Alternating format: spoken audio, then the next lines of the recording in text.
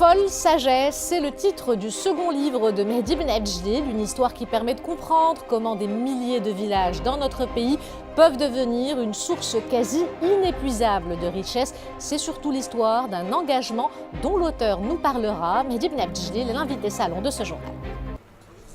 Et en parlant de villages et du monde rural, c'est une histoire qui permet de comprendre comment des milliers de villages dans notre pays peuvent devenir une source quasi inépuisable de richesse, l'histoire de villages qui sont des sources d'espoir. Folle sagesse, c'est le titre du second livre de Mehdi Benabdjlil. Folle sagesse, c'est surtout l'histoire d'un engagement, un engagement dont on va parler avec l'auteur du livre qui est l'invité salon de ce journal, Mehdi Benabdjlil.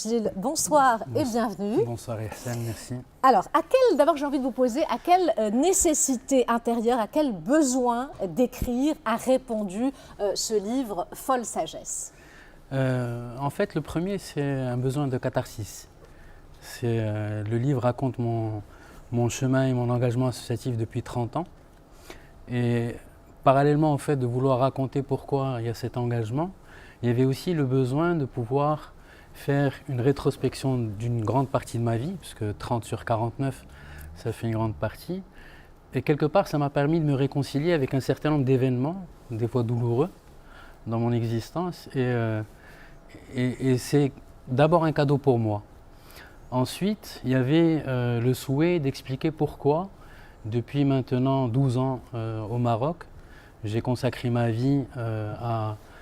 J'ai beaucoup aimé l'introduction que vous avez citée par rapport à Folle sagesse, à ces milliers de villages, puisqu'aujourd'hui on compte entre 35 et 40 000 villages dans le Maroc rural et montagneux, qui sont effectivement une source inépuisable de richesse, tant qu'on conserve et qu'on respecte cette richesse, notamment environnementale.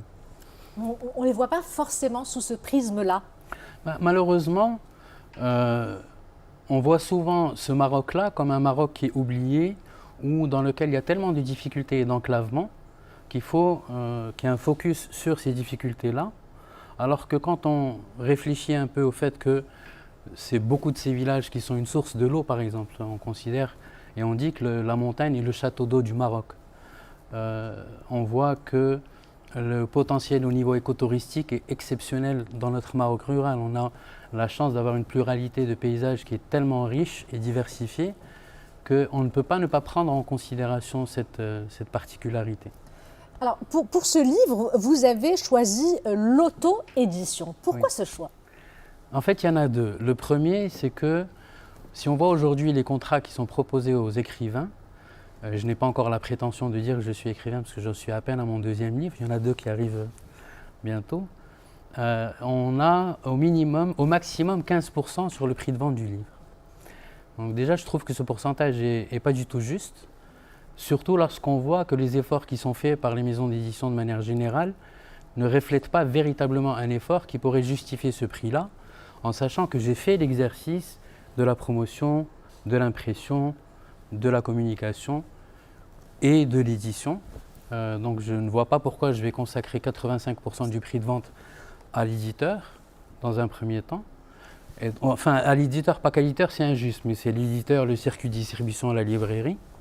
Et la deuxième raison qui n'est pas négligeable, c'est que c'est un livre qui est solidaire. Mon produit, c'est un produit culturel qui est solidaire, qui a la particularité d'être cher si on fait un benchmark par rapport au livre en librairie. Moi, je le vends aujourd'hui à 300 dirhams, à partir de 300 dirhams. Mais les fonds, je pense, sont reversés...